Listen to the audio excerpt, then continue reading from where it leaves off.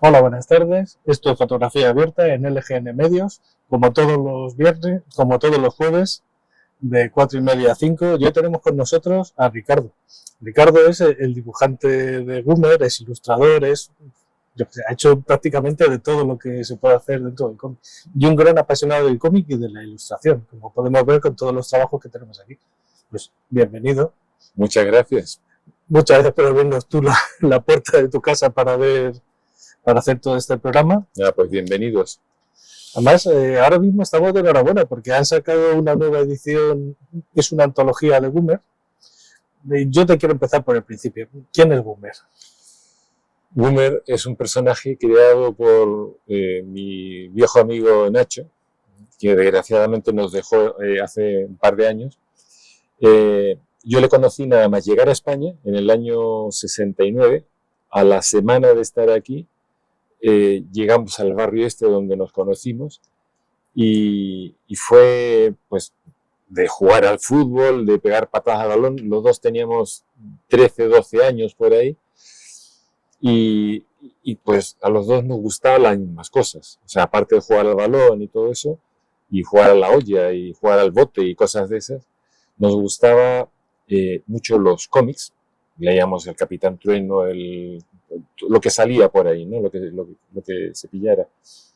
Y Nacho escribía muy bien, ya jovencito escribía bien, y yo dibujaba.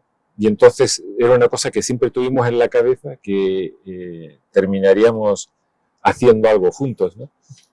Entonces Boomer es un personaje que es un poquito como, ya lo creamos ya siendo un poquito mayores, yo diría que teníamos 19, 20 años por ahí. Y era un poquito como un personaje que representa un poco el lado oscuro de nosotros, ¿no? Sobre todo de Nacho, que era lo que yo quería haber sido de mayor. ¿No? Eso es, o sea, es de esos personajes que dices, joder, ojalá fuera yo así, ¿no? Sin vergüenza, pero bueno, irresponsable, vago, es un personaje divino, vamos. Sí. A mí me sorprendía cuando alguna lectora me decía, me encanta Boomer, me gustaría un marido como Boomer. ¿Estás loca? ¿Estás segura? Seguro que es buena idea. ¿Y cómo nace? Nace ahí en esas tardes de fútbol. Yo en Boomer una cosa que noto mucho es el amor que teníais por el cómic. Sí, sin duda. No, es que los dos éramos, ya te digo, muy amantes del cómic. En el año, sería el 71, 72, sale una colección en España del Príncipe Valiente. Salía por fascículos todas las semanas. La editorial era Burulán. Y yo, desde el principio, mi padre me lo guardaba y lo fui guardando en tomos y tal. Y eso, Nacho y yo, los tomos míos, que todavía los tengo aquí abajo, nos lo pasamos. O sea, yo los tenía en casa y cuando Nacho estaba enfermo, Ricardo, tráeme los Príncipes Valientes. Le llevaba los tomos poco a poco y se iba leyendo otra vez todos los Príncipes Valientes, ¿no? O sea, teníamos un amor absoluto por el cómic. Y por el cómic, yo diría, especialmente el que nos conectaba más a los dos era el cómic clásico, el cómic americano, el Príncipe Valiente, el hombre enmascarado, y luego tiras más modernas, con unos personajes que se llamaban BC, con la letra B y C, que era antes de Cristo, que eran unos cavernícolas, y otro que era el mago de Id, que era una serie como medieval, de un reyecito muy puñetero, así pequeñín, que tenía muy mala leche, ¿no? Era como una especie de Franco, pero en la época medieval y tal. Y entonces nos gustaban mucho esas dos series, y especialmente a Nacho. Y Nacho quería hacer algo como eso. ¿Y por qué quería hacer algo como eso, como el mago de Id? Porque era lo perfecto, porque no tenías que buscar documentación de nada, porque te inventas absolutamente todo. ¿Sabes? Haces un mundo medieval con personajes estereotipados de caballeros y ya está, ¿no? Entonces, ¿qué pasó con Boomer? Nosotros creamos este mundo, tenemos al terrestre y el resto no lo inventamos todo. Entonces, no hace falta buscar ni documentación ni nada. Soltamos cosas ahí, las paredes respiran, o sea, es todo diferente, ¿no? Y entonces, como los dos éramos un poquito vagos, pues nos venía muy bien, ¿no? No tener que documentarnos y buscar historia, esto es verdad, esto pasó. No, ahí está todo inventado. Es que además la ciencia ficción siempre ha servido para contar historias de aquí. Ah, totalmente. O sea, eso es exacto lo que dices, porque, o sea, de hecho yo te digo, Nacho, no sé si lo dije antes, pero Nacho lo llamaba que era hacer una Goomer terapia. O sea, nos ahorrábamos, o sea, nos pagaban por hacer Goomer, no mucho, la verdad, pero bueno, nos pagaban y nos ahorrábamos tener que ir a un psicólogo después, ¿sabes? Sí. Porque todas nuestras cosas las soltábamos aquí con este hombre, ¿no? Con toda la baba, todo aquello. Todo, absolutamente todo. Todas las frustraciones, todo, pues todo iba ahí. A mí me sorprendió cuando descubrí Goomer de pequeño. Yo lo descubrí a través del Jueves. Yo llegué un poco más tarde del pequeño país.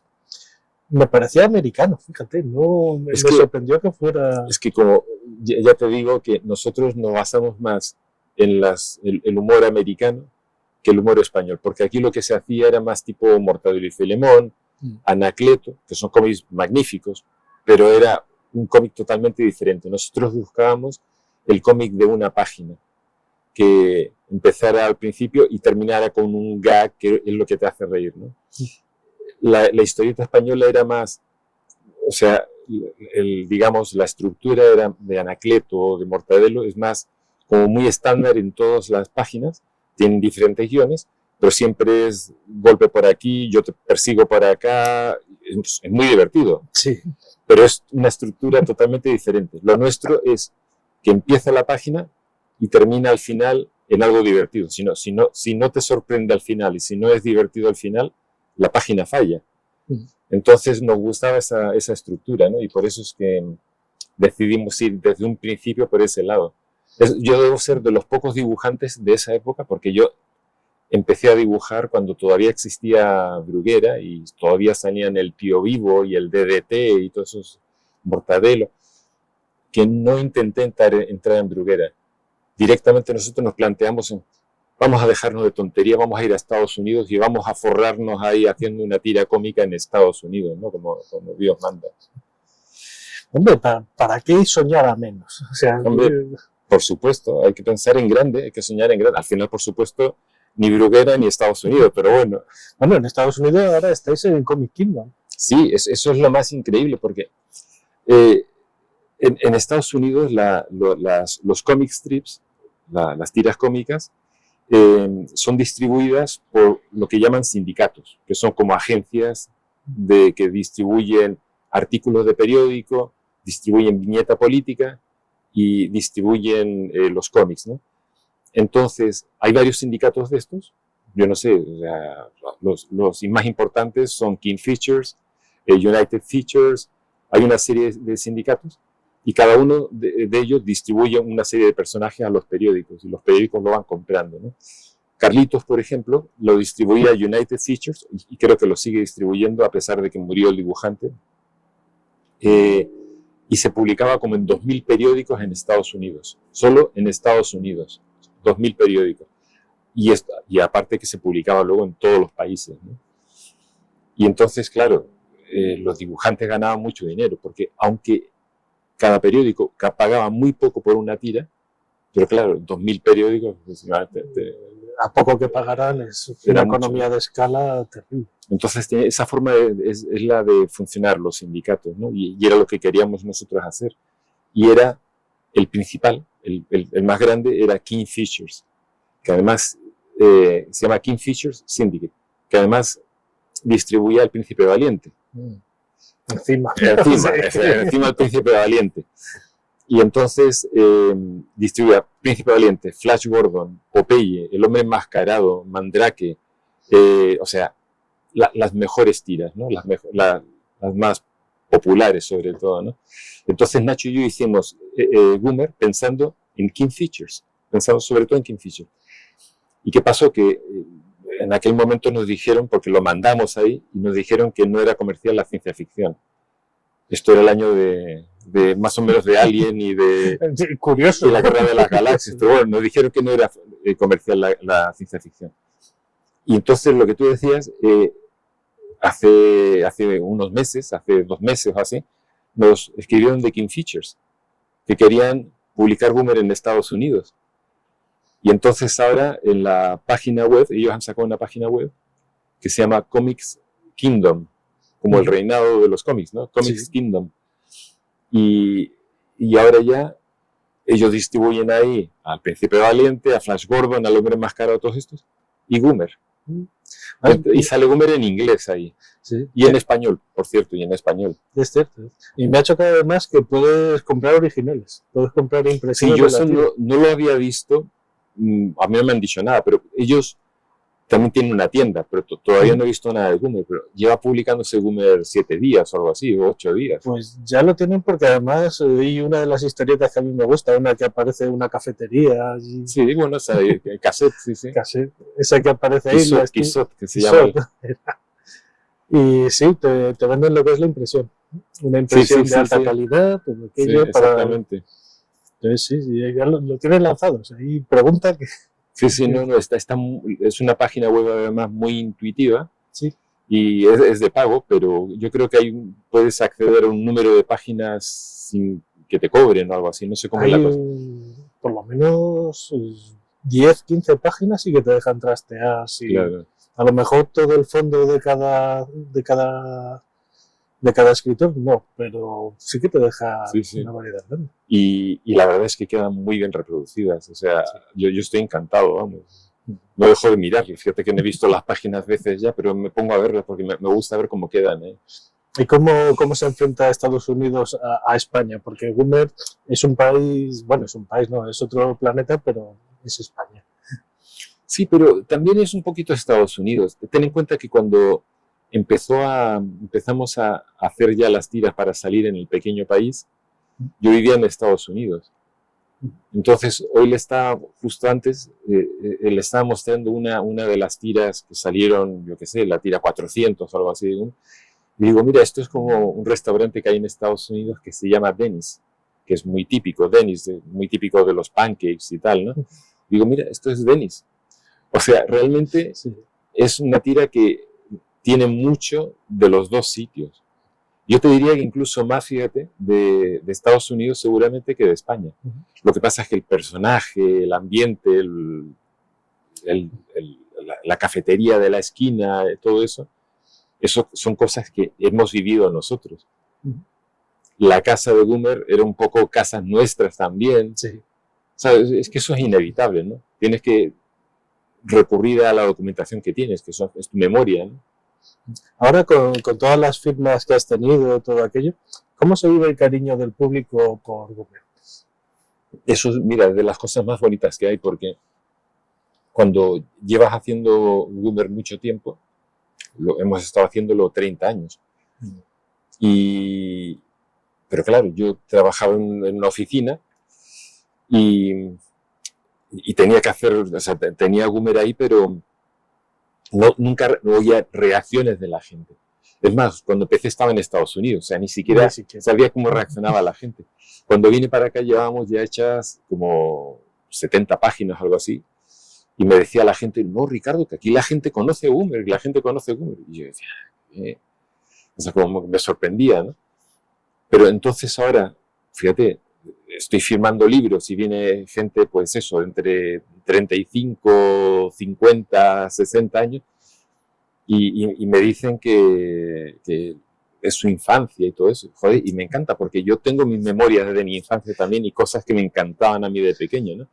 Y que me encantaría conocer a los autores, claro. Sí. Fíjate que el otro día en la Feria del Libro vino una pareja que tendría, pues eso, 50 y tantos años y tal, y me pidieron que le dedicara un libro a su padre, que cumplía 94 años, y era muy fan de Goomer. Además me dijeron, que tuvo muchas gracias, muy fan de Goomer y de Flash Gordon. Son parecidos, hay similitudes. Son dos astronautas, uno muy serio, guapo, tal, y el otro un golfo, pero bueno, ahí estaban los dos. Es una maravilla. Además, ¿tú crees que ha envejecido bien? Yo creo que ha envejecido muy bien, porque no nos basamos en cosas concretas del día a día, y como es en otro planeta y tal, pues hay cosas que ya han quedado desfasadas, los móviles, por ejemplo, ¿no? Bueno. Hay una tira que va andando con un móvil que es una cabina telefónica, ¿no? Como que son muy antiguos y tiene una... Y claro, ese tipo de cosas, ahora ya los móviles teléfonos inteligentes, eso no había cuando hacíamos Goomer. ¿Y Goomer era un descanso de vuestras viñetas políticas? Hombre, era una necesidad. Ten en cuenta que yo hice la viñeta política solo a partir del 2002. Y Goomer lo hicimos hasta el 2013. O sea que con Nacho dejé de trabajar en la viñeta política en el 2002. Y a partir de ahí, Nacho todos los lunes me mandaba por email ya, una hojita con el guión de Goomer y yo lo leía, ¿no? Y Goomer y la ilustración estas de Scratchboard, era un descanso de lo que es la viñeta política, porque la viñeta política tienes que dedicar, no solo dedicarte a dibujarlo y a pensar el guión, tienes que además ver las noticias, leer los periódicos para estar un poquito al día, ¿no? Para darle sentido. Claro, darle un sentido a todo. Y Goomer no, Goomer es directamente hacer algo divertido, pasárnoslo bien y ya está. Y la ilustración es, una vez que tienes la idea, tienes que desarrollar el dibujo y ya puedes poner música o lo que sea y estás dibujando y es un placer. Con la viñeta política no puedes hacer eso. Tienes que estar centrado al 100% en la viñeta, ¿no? ¿Cómo fue la sensación de 30 años? ¿Cómo fue aparcar el personaje, decir, hasta aquí? Hombre, evidentemente estábamos un poquito cansados ya. Podíamos más o menos vivir sin el personaje y bueno, pues en ese momento, no te voy a decir que fuera un alivio, pero tampoco nos molestó mucho en ese momento dejarlo, ¿no? Unos años después empezaron a contactar conmigo antiguos lectores de Goomer y me decían, oye, yo no sé cómo conseguían mi correo, pero me llegaban por correos que por favor saca un integral, ¿cuándo va a salir un integral de Goomer? Y yo pensaba, ¿a quién puñeta le interesa eso ya, un integral de Goomer? Pero mira, dije, hay gente interesada, ya que tengo las páginas aquí, me voy a poner a escanearlas, que son 1200 y pico Pero páginas. no es fácil y encontrarlas todas. Sí, pues eso ya es otra historia, pero bueno, alguna me faltaba. Y las escaneé una a una durante meses, escaneé todas las páginas, sin saber muy bien qué íbamos a hacer con todo ello. Y entonces en esa época, porque yo hablaba muy poquito con Nacho, él ya estaba haciendo su vida ahí en el puerto de Santa María, y yo aquí en Madrid. Entonces, a raíz de eso empezamos a hablar mucho y Nacho me mandaba cosas que él tenía y tal. Y Nacho, pues mira, desgraciadamente colaboró mucho en el tomo, no este, sino en el integral. Sí, el de los 2 tomos. El de los 2 tomos, pero no llegó a verlo. Siempre es doloroso cuando el propio autor no llega a ver ese tomo integral. Yo hablo mucho con Paloma, con la viuda de Nacho, ¿no? Ella sigue viviendo en el puerto de Santa María, en la casa que compartieron ellos dos con Violeta, con la hija. Y ella me contaba hace poco que cuando Nacho ya estaba muy mal, se estaba muriendo Nacho, que lo decía llorando, que no voy a poder ver el integral. No es que lo que más le dolía, porque pero que le apetecía verlo, ¿no? Era como nuestro hijo, ¿no? Tuvieron a Violeta con Paloma y conmigo pues tuvimos a Goomer. Sí. Lo hizo mucho mejor con Paloma que conmigo, pero bueno. Bueno, pero al final llega. Hay una cosa que dices que me resulta interesante y que muchas veces los que estamos en el otro lado de la creación no llegamos a entender. ¿Por qué los Rolling se cansan de cantar la canción que llevan toda la vida tocando si a mí es la que me gusta? Yeah. Muchas veces se pierde ese aspecto creativo. Sí, pero Goomer, la gente cuando me habla de Goomer me habla siempre sobre todo de las primeras páginas esas que salieron en el Pequeño País. Sí.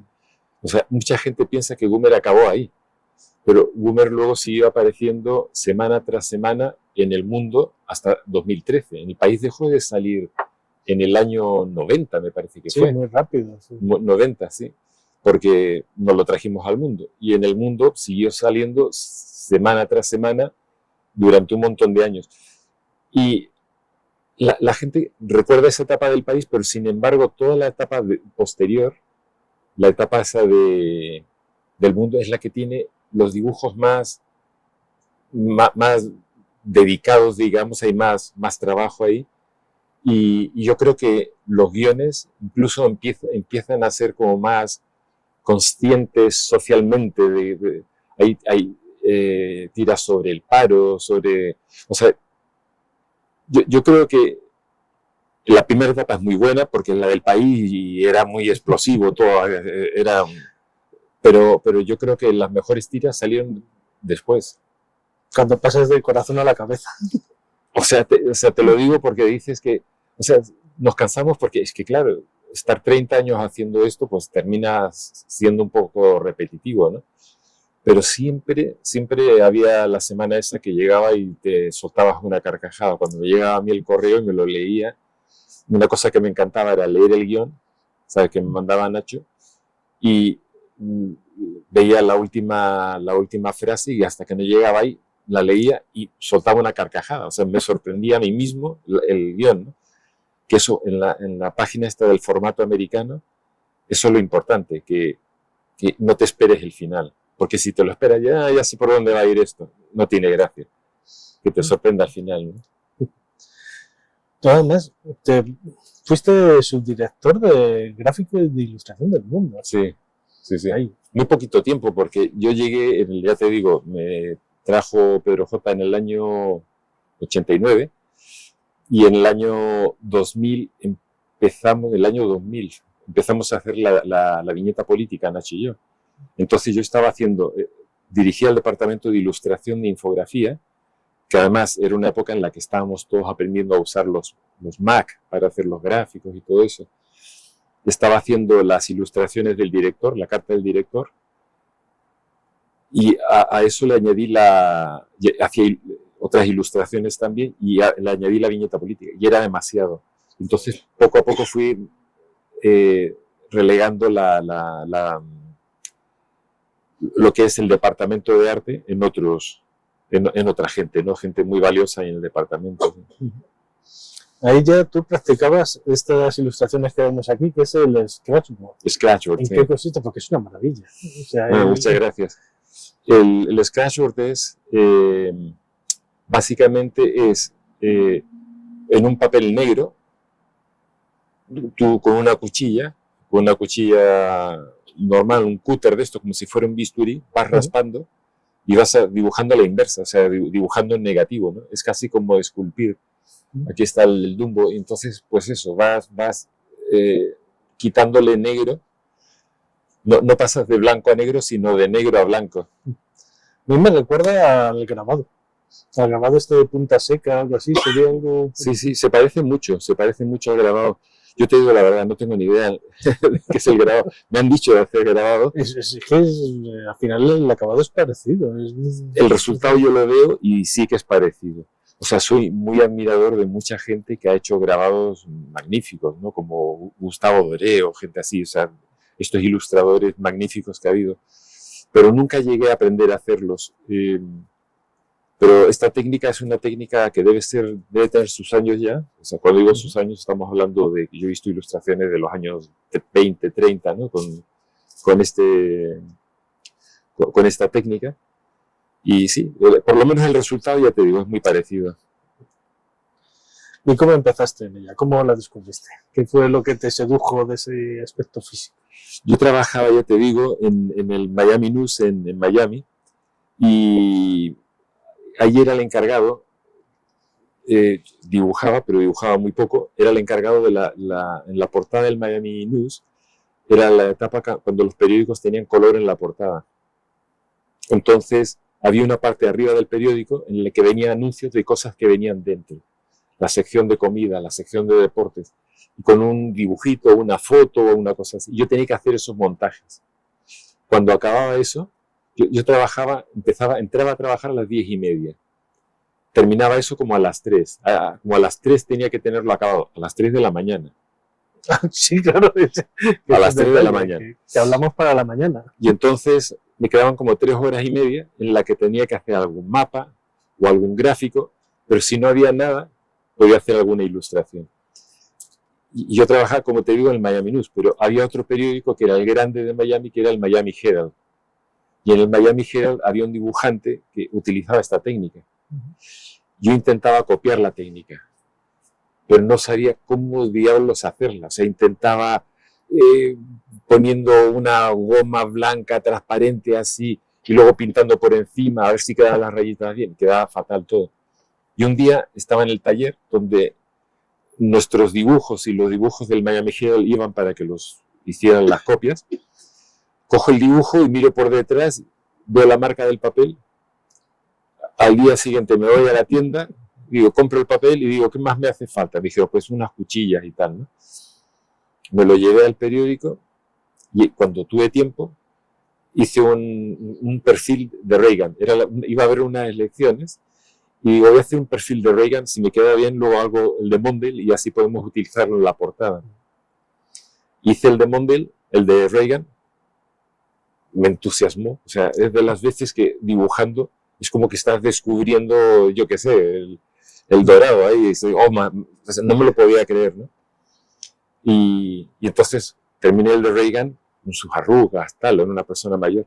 Y luego dije, pues nada, voy a hacer al día siguiente, a los 2 días, voy a hacer el de Mondale. Me puse a hacer el de Mondale y no tenía fotos muy buenas. Y me puse a inventarlo un poco y me quedó horroroso, horroroso. No había forma que me saliera. Me di cuenta que no iba a ser tan fácil como yo pensaba el tema, pero bueno, fui aprendiendo. Porque es una técnica además que si te equivocas puedes corregir. Sí. O sea, si tú tienes un dibujo como este, ¿no? Y tú suponte que, yo qué sé, que te equivocas con esto, pues lo vuelves a pintar de negro, con tinta china, vuelve a estar de negro y luego las raspar y ya está. O sea, no es complicado corregir. Dentro de la ilustración, a mí me han gustado mucho también tus animales. Ah, los animales. Como el Dumbo este. Sí. Me parecen una maravilla. Cuando trabajas con animales, ¿cómo utilizas la fotografía? ¿La utilizas? ¿No la utilizas? Sí, mira, hago unas ilustraciones, o sea, animales los he utilizado para hacer viñetas o ilustraciones políticas, que si Felipe González de Camaleón, sí, que si Mariano Rajoy de elefante, que Zapatero de no sé qué, o sea, he utilizado animales políticamente así, ¿no? Y no me interesa, eso no me gusta nada. Pero sin embargo, sí me gusta tanto dibujar animales que me he puesto por mi cuenta a hacer estos dibujos grandes que hago de animales. Y entonces, un dibujo, unos elefantes andando por una sabana, uno que tengo, ¿no? Ese fue el primer dibujo que hice de ese tipo, porque además había descubierto un papel que era este, que es magnífico, el de la marca Ampersand. Me pongo a dibujarlo y tienes que hacer primero el boceto. Y para el boceto, yo diría que tenés que buscar fotos de elefantes, fotos de cielos, fotos de no sé qué, y vas, o sea, para un dibujo de estos acabados puedo usar a lo mejor 100 fotos.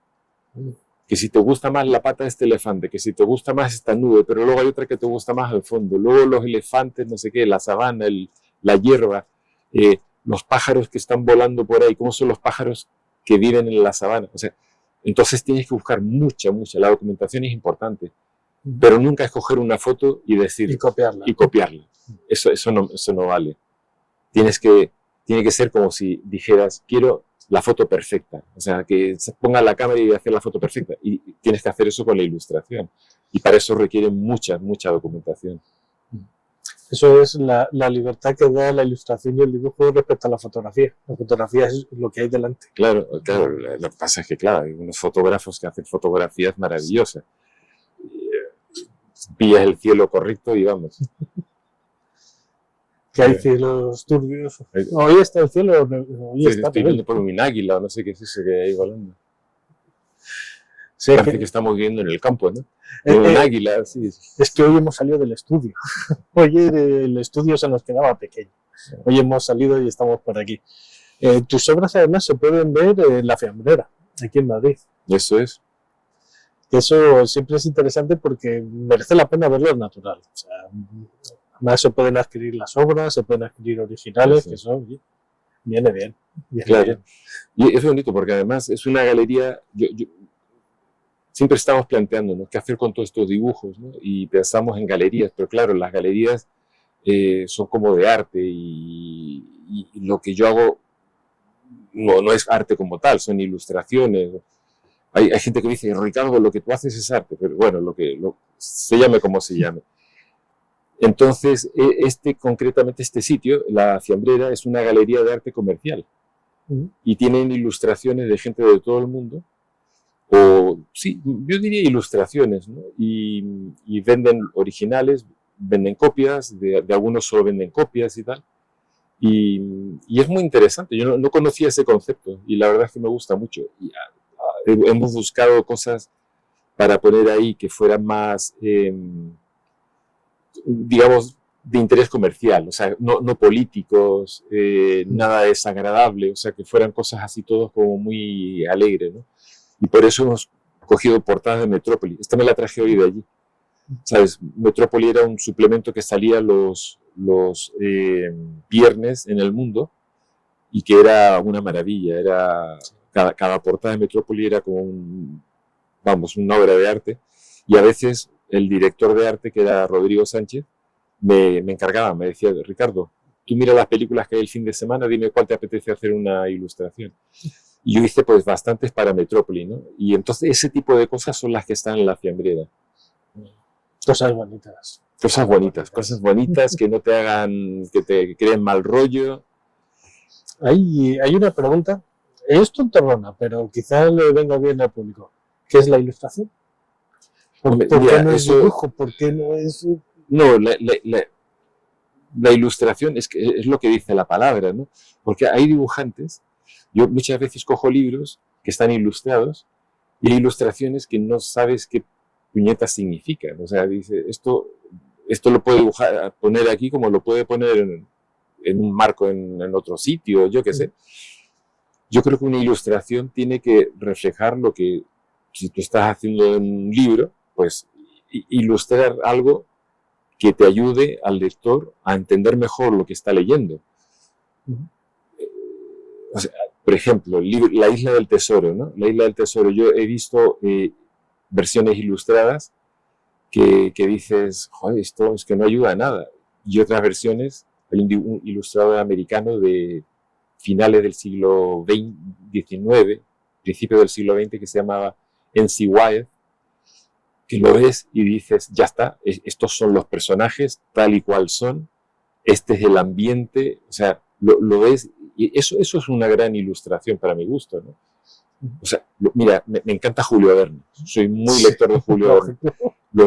He comprado esas colecciones que salen en los kioscos, que son todos los libros de Julio Verne, y vienen ilustrados por algún autor francés de la época y tienen muy buena fama. Me parecen horrorosas las ilustraciones. Vamos, o sea, son buenas ilustraciones, pero no te ayudan a entender cómo son los personajes, cómo es el ambiente. Sin embargo, N.C. Wyeth hizo una ilustración para La Isla Misteriosa, unas ilustraciones. Es que lo ves eso y es que te mete en el mundo de La Isla Misteriosa, ¿no? Entonces, eso para mí es un gran ilustrador, ¿no? O sea, siempre la ilustración sujeta al texto. Claro, Don Quijote. Don Quijote, hay el ilustrador Gustavo Doré. Yo ahora que no me pongan ningún ilustrador, o sea, yo ya solo puedo leer Don Quijote si tiene las ilustraciones de Gustavo Doré. Además, él vino a España en el año 1870 o algo así, estuvo dando vueltas por España. No sé exactamente la fecha, pero en 1860, 1870, para documentarse, para hacer las ilustraciones. Entonces, claro, es que es tal y como era. O sea, Don Quijote tiene que haber sido como el Don Quijote de Gustavo Doré, ¿no? Es curioso porque además Don Quijote es uno de esos personajes que ha ilustrado mejor.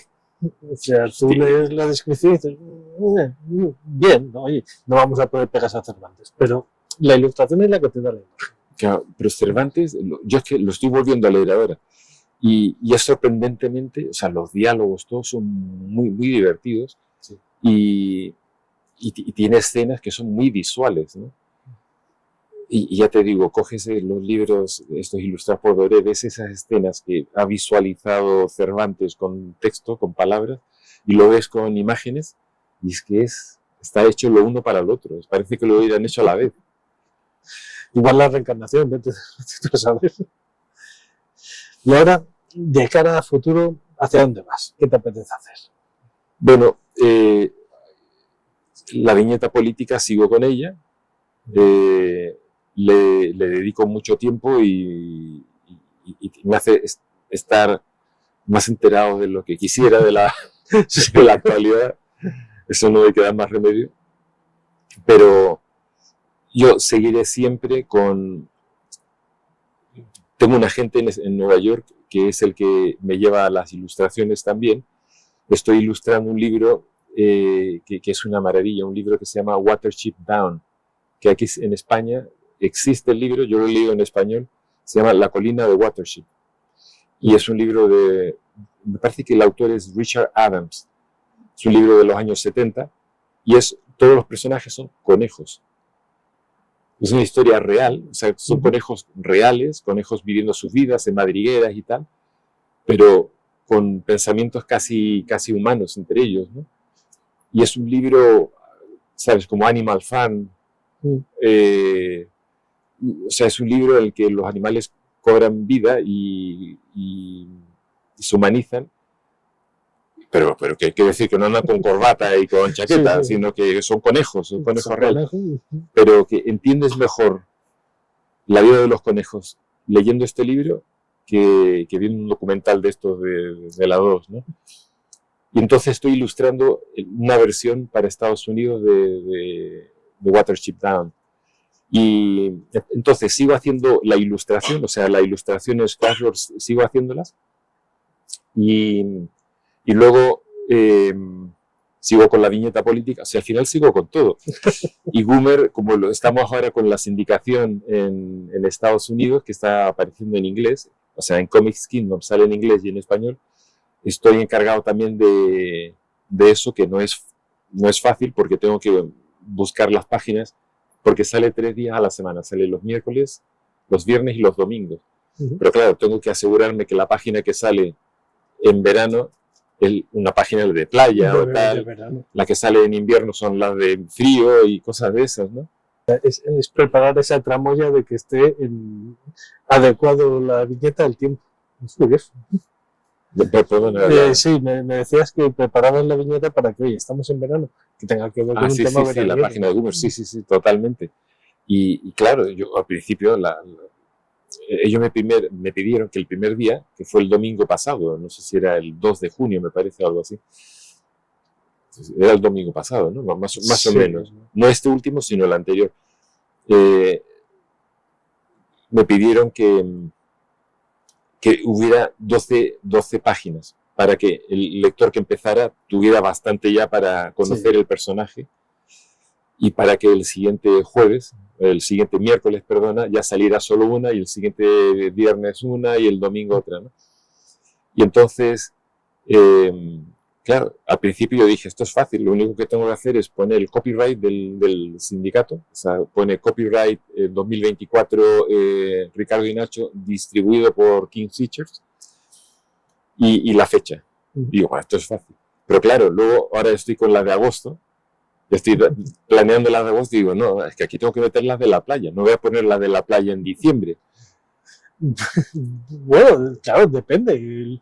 Que eso siempre a mí me hace gracia cuando llega algún argentino y te comenta, no, en Nochevieja tenemos costumbre de ir a la playa. Claro, pero es que esto va a ser distribuido en Estados Unidos. Ahí no. O sea, y seguramente un argentino lo puede ver desde Argentina, pero claro, yo lo tengo que hacer pensando en el público americano, ¿no? Yo de pequeño, yo nací en Santiago, en Chile, y las Navidades, yo leía los tebeos del Pato Donald y los sobrinos y todo eso, y en Navidad todos ahí con toda nieve y cantando villancicos y tal. Y yo en Chile era pleno verano, con temperaturas de 30 grados ahí, y nosotros viendo cosas ahí con nieve y tal, ¿no? Es eso.